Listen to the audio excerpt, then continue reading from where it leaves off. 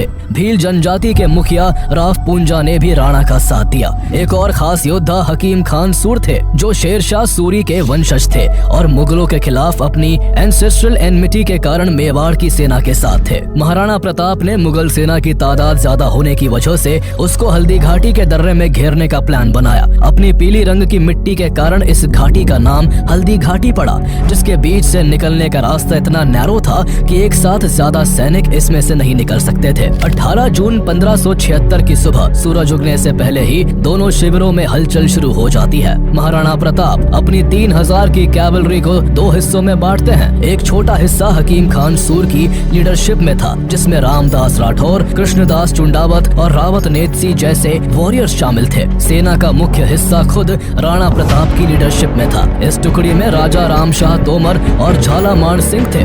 जैसे ही सूरज की पहली किरणें हल्दी घाटी पर पड़ी, युद्ध का बिगुल बज जाता है। मुगल सेना की advance frontline unit Syed Hashim बरहा की लीडरशिप में हल्दी घाटी के वेस्टर्न पार्ट की ओर बढ़ती है। महाराणा प्रताप की सेना पहले से ही तैयार थी। जैसे ही मुगलों की सेना नजदीक आई, मेवाड़ की छोटी टुकड़ी ने बिजली की तरह अचानक तेज हमला बोल दिया। इस सडन एंड शार्प अटैक ने मुगल फ्रंटलाइन यूनिट को पूरी तरह से तितर बितर कर दिया। उबड़ खाबड़ जमीन और कांटों भरे रास्तों ने मुगल सैनिकों को और परेशान किया, जिसकी वजह से एक कंफ्यूजन का माहौल क्रिएट हुआ और हाशिम बरहा की यूनिट पीछे हटते हुए कुछ ही पलों में अपनी ही सेना की एक यूनिट से जा टकराई, जिसका नेतृत्व आसफ खान और जगन्नाथ कछवाहा कर रहे थे। इस अफरा तफरी में मुगल सेना के राजपूत सैनिक भेड़ों की तरह भाग खड़े हुए। इस बीच महाराणा प्रताप की मेन यूनिट ने हल्दी घाटी के मुहाने पर मुगल सेना की दूसरी टुकड़ी पर भी जोरदार हमला बोल दिया, जिसका नेतृत्व काजी खान और शिकरी के शेखजादे कर रहे थे।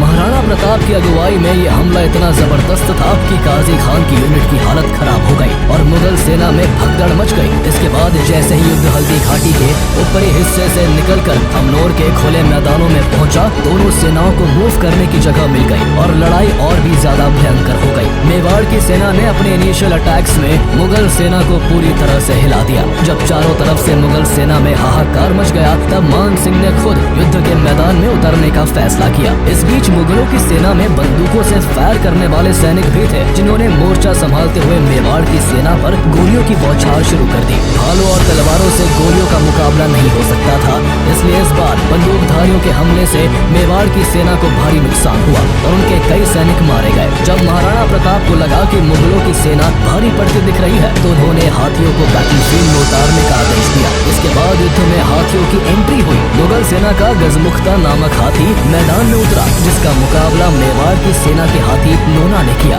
लोना ने गजमुख्ता को बुरी तरह से घायल कर दिया, जो इस बार से मैदान छोड़कर भागने ही वाला था कि तभी एक गोली ने लोना के महावत को मार गिराया, जिस कारण लोना युद्ध से बाहर हो गया। तभी मेवाड़ का सबसे प्रसिद्ध हाथी राम प्रसाद युद्ध में शामिल होता है। राम प्रसाद इतना विशाल था कि उसने मुगल सेना में भारी तबाही मचा दी। मुगल सेना के गजराज और रणमंदर नाम के हाथी भी राम प्रसाद के सामने ज्यादा देर तक टिक नहीं पाए, लेकिन तभी एक तीर ने राम प्रसाद के महावत को भी मार गिराया, जिसके बाद मुगल सेना ने राम प्रसाद को पकड़ लिया। ये इस युद्ध में मुगलों को मिली सबसे बड़ी सफलता थी। इस हाथी को बाद में अकबर को तोहफे में पेश किया गया, जिसके किस्से अकबर ने कई बार सुने थे। अकबर ने उसका नाम बदलकर राम प्रसाद से पीर प्रसाद कर दिया और उसे खाने के लिए एक से बढ़िया एक चीजें दी। लेकिन इस हाथी की वफादारी महाराणा प्रताप के लिए ऐसी थी कि उसने हर स्वादिष्ट खाने को ठुकरा दिया और मुगलों का खाना पानी लिए बिना ही 18 दिन बाद राम प्रसाद की मृत्यु हो गई। राम प्रसाद के पकड़े जाने के बाद महाराणा प्रताप की तलवार पहले से भी ज्यादा चमकने लगती है। अपने प्रिय घोड़े चेतक पर सवार होकर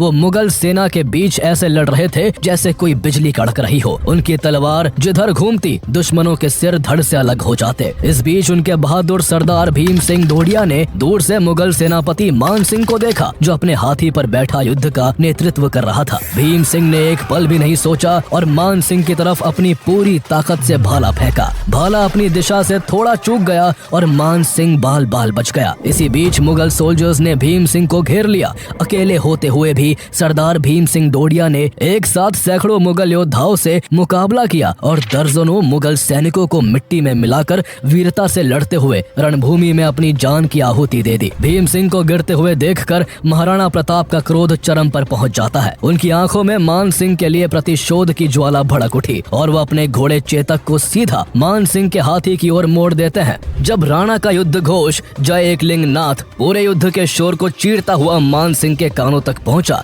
तो उसकी आत्मा थर्रा उठी। चेतक ने ऐसी रफ्तार पकड़ी कि कोई भी उसे रोक नहीं सका। तलवारों, भालों और तीरों की बौछार के बीच चेतक मान सिंह के हाथी तक पहुंच गया और एक बड़ी छलांग मारते हुए चेतक ने अपने अगले पैर हाथी के दांतों पर रख दिए। इसी पल महाराणा प्रताप ने अपने लंबे भाले से मान सिंह पर जोरदार वार किया। भाला महावत को भेदता हुआ हाथी के हौदे से जा टकराया जिसमें मान सिंह छिपा हुआ था। महावत तुरंत मारा गया और हाथी बेकाबू होकर मुगल सेना के बीच भागने लगा। हाथी को बेकाबू होता देख महाराणा प्रताप को लगा कि भाले की चोट से मान सिंह भी मर गया होगा, इसलिए वो उसे छोड़कर पीछे हट गए। लेकिन ये इस युद्ध का टर्निंग पॉइंट था। अगर यहाँ मान सिंह मारा जाता तो युद्ध यही खत्म हो सकता था, लेकिन वो किस्मत से बच गया था। इस दौरान महाराणा प्रताप के घोड़े चेतक का पैर काफी जख्मी हो गया था, क्योंकि चेतक जब मान सिंह के हाथी की सूंड पर चढ़ा था तब उसकी सूंड पर तलवार बंधी थी, जिसकी तेज धार ने चेतक के पैर को घायल कर दिया था। इस बीच राजा रामशाह तोमर ने भी राणा की रक्षा में अपनी जान दे दी। वो लगातार राणा के सामने एक ढाल बनकर लड़े और मुगल सेना के हमलों को रोकते रहे। उनके तीनों बेटों ने भी अपने पिता के साथ वीरता से लड़ते हुए अपनी जान का बलिदान दे दिया। ऐसे ही ब्रेव वॉरियर्स के कारण अभी तक महाराणा प्रताप की सेना हर मोर्चे पर मुगल सेना से काफी आगे थी। मुगल सैनिक तादाद में ज्यादा होने के बाद भी मेवाड़ की सेना के आगे ढेर हो रहे थे। साफ था कि महाराणा प्रताप और उनकी सेना अपने स्वाभिमान और अपनी मातृभूमि की रक्षा के लिए जंग लड़ रही थी, इसलिए उनके हर वार में एक जोश भरा हुआ था। वही मुगल सेना अपने बादशाह के लालच और विस्तारवादी नीति के कारण युद्ध में थी, जिस वजह से उनका मनोबल राणा की बहादुर सेना के आगे टूटता जा रहा था। इस जगह की कड़ाके की धूप और प्यास से मुगल सेना का हाल और भी बुरा हो चुका था, जबकि मेवाड़ की सेना इस गर्मी की आदी थी। इन सब कारणों से मुगल सेना युद्ध भूमि छोड़कर भागने लगी। ऐसे में युद्ध को हारता देख मेहतर खान, जो बनास नदी के पास मुगल सेना की पिछली टुकड़ी के साथ था, वो एक चालाकी भरी चाल चलता है। वो नगाड़े बजवाकर ये झूठी खबर फैलाता है कि खुद बादशाह अकबर अपनी विशाल सेना के साथ युद्ध में शामिल होने आ रहे हैं। इस खबर ने मुगल सेना में नया जोश भर दिया और जो सैनिक भाग रहे थे वो वापस लौटने लगे। इस झूठी खबर को सच मानकर महाराणा प्रताप की सेना, जो पहले से ही संख्या में कम थी, उसको लगने लगा कि अगर अकबर की अतिरिक्त सेना आ गई तो उनका और भी ज्यादा नुकसान होगा। ऐसे में महाराणा प्रताप के साथी सरदारों ने उनसे अपील की कि वो खुद जंग से बाहर निकल जाए ताकि वो आगे लड़ाई जारी रख सके। ये एक टैक्टिकल रिट्रीट था, इसलिए अपने सरदारों के कई बार कहने पर महाराणा प्रताप पीछे हटने को तैयार हो गए। महाराणा के जंग से बाहर निकलने के लिए मुगल सेना का ध्यान भटकाना जरूरी था। तब युद्ध के मैदान में एक पुराना इतिहास दोहराया जाता है, खानवा का युद्ध, जो 1527 में मुगल बादशाह बाबर और महाराणा प्रताप के दादा राणा सांगा के बीच लड़ा गया था।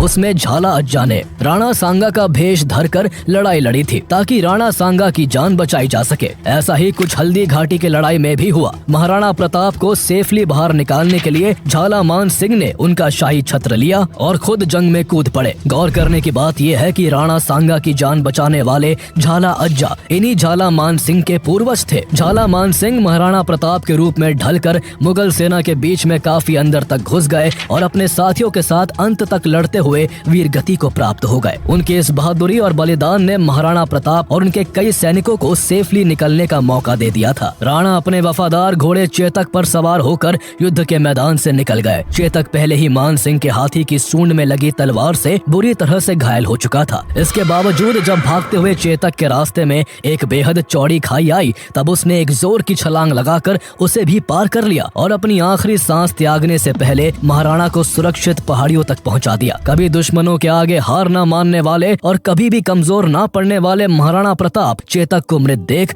उसके ऊपर सिर रखकर रोने लगे। बाद में उन्होंने चेतक की याद में एक स्मारक बनवाया जहां उसकी मृत्यु हुई थी। मान सिंह और उसकी सेना महाराणा प्रताप से इतनी डरी हुई थी कि उन्होंने मेवाड़ की सेना का पहाड़ियों में पीछा करने की हिम्मत नहीं की। उन्हें डर था कि महाराणा की सेना पहाड़ियों में छिपकर अचानक हमला कर सकती है। अगले दिन गोंगुदा में मान सिंह और अन्य सरदारों ने डीप ट्रेंचेस खोदी और ऊंची दीवारें बनवाई ताकि राणा की सेना दोबारा हमला न कर सके। इसके बावजूद प्रताप ने गोंगुदा किले की रसद रुकवा दी, जिस वजह से किले पर तैनात मुगल सेना को खाने के लाले पड़ गए। नौबत यहाँ तक आ गई कि मुगल सैनिकों को भोजन के लिए अपने घायल घोड़ों को मारकर खाना पड़ा। महाराणा प्रताप को भले ही आगे के युद्ध के लिए कुछ कदम पीछे हटना पड़ा था, लेकिन उन्होंने अकबर के मंसूबों को नाकाम कर दिया था। अकबर का मकसद महाराणा प्रताप को जिंदा पकड़ना और मेवाड़ को मुगल साम्राज्य में मिलाने का था, लेकिन दोनों ही उद्देश्यों में अकबर की सेना नाकाम रही। इस वजह से अकबर इतना नाराज था कि जब मुगल सेना का सेनापति मान सिंह युद्ध के बाद अकबर के दरबार में पहुंचा तो नाराज अकबर ने उसके लिए अपने दरवाजे बंद कर दिए। अकबर ने इस लड़ाई के बाकी जनरलों आसफ खान और काजी खान को भी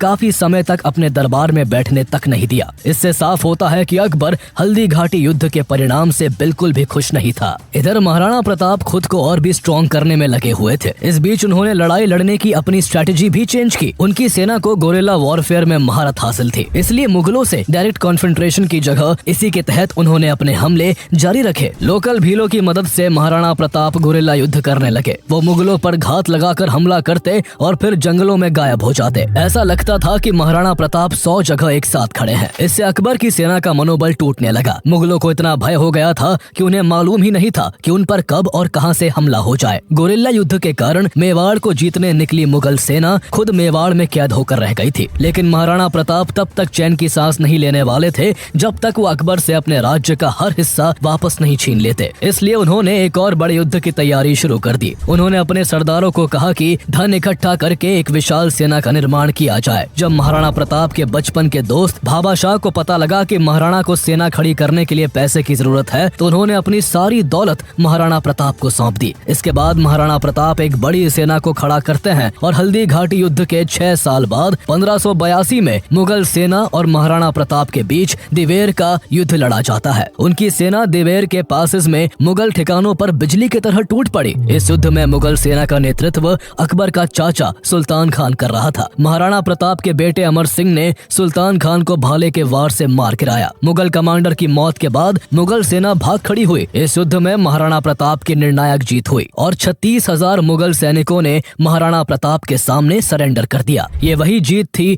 जिसके लिए महाराणा प्रताप ने हल्दी घाटी के युद्ध में अपने पांव पीछे किए थे। लेकिन इस जीत के बाद भी वो रुके नहीं। उन्होंने आगे बढ़ते हुए एक ही दिन में 36 मुगल पोस्टों को तहस नहस कर दिया और देखते ही देखते राणा की सेना ने कुंभलगढ़, गोगुंदा और उदयपुर को भी वापस जीत लिया। इस दौरान महाराणा प्रताप का मुकाबला अकबर के सेनापति बहलोल खान से भी हुआ था। उसके बारे में कहा जाता था कि वो कभी कोई जंग नहीं हारा था, साथ ही वो इतना जालिम था कि वो लोगों को दर्दनाक तरीके से मारता था। युद्ध में जब बहलोल खान का महाराणा प्रताप से सामना हुआ तो वो थोड़ी देर भी उनके सामने नहीं टिक सका। महाराणा प्रताप ने बहलोल को एक ही वार में चीर दिया। कहा जाता है कि ये वार ऐसा था कि बहलोल उसके घोड़े सहित 2 हिस्सों में बट गया। दिवेर की हार से बौखलाए अकबर ने 1584 में राणा को हराने की आखिरी कोशिश की। उसने जगन्नाथ कछवाहा को प्रताप को बंदी बनाने के लिए भेजा, लेकिन वो बुरी तरह से पराजित हुआ और प्रताप से माफी मांगकर हर्जाना देकर लौटा। अकबर अब ये मान चुका था कि वो इस शेर को कभी कैद नहीं कर पाएगा, इसलिए उसने महाराणा प्रताप को अकेला छोड़ना ही बेहतर समझा। 1585 के बाद मुगल सेना का ध्यान नॉर्थ वेस्ट की ओर चला गया, जिसका फायदा उठाकर महाराणा प्रताप ने मेवाड़ के ज्यादातर हिस्सों को वापस जीत लिया और चामुंड को